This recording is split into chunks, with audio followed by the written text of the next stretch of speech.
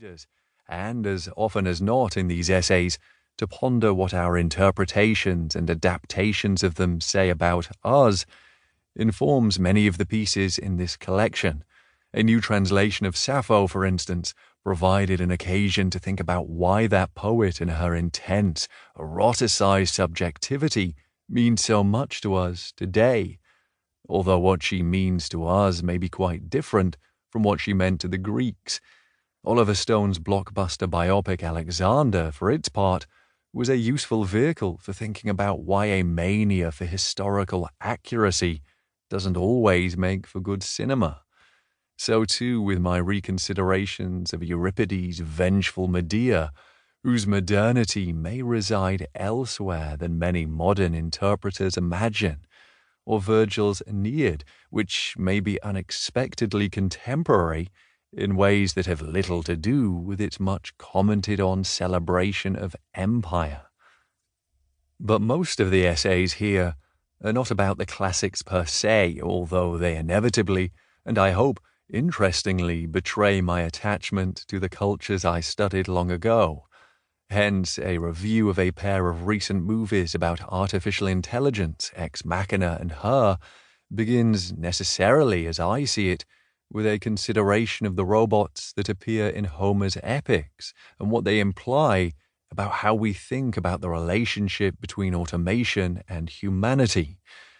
And an essay written for the centenary of the Titanic disaster sees, in its enduring fascination for popular culture, ghosts of the most ancient of myths, about hybris and nemesis, about greedy potentates and virgin sacrifice, about an irresistible beauty that the Greeks understood well, the beauty of the great brought low. Still, other pieces here reflect other, more figuratively Greek interests of mine. There is a series of review essays on plays and movies that feature powerful female leads, on Tennessee Williams and on Michael Cunningham's novel The Hours about Virginia Woolf and the movie based on it.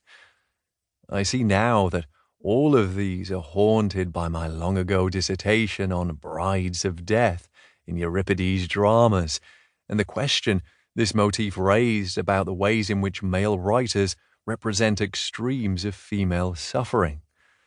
Another series of essays focuses on works by or about gay authors, from Noël Coward, a great favorite of mine, to the most recent film adaptation of Oscar Wilde's greatest play, to Tom Stoppard's The Invention of Love, a drama about A.E. Housman that pointedly contrasts that dry-as-dust classicist poet with Wilde.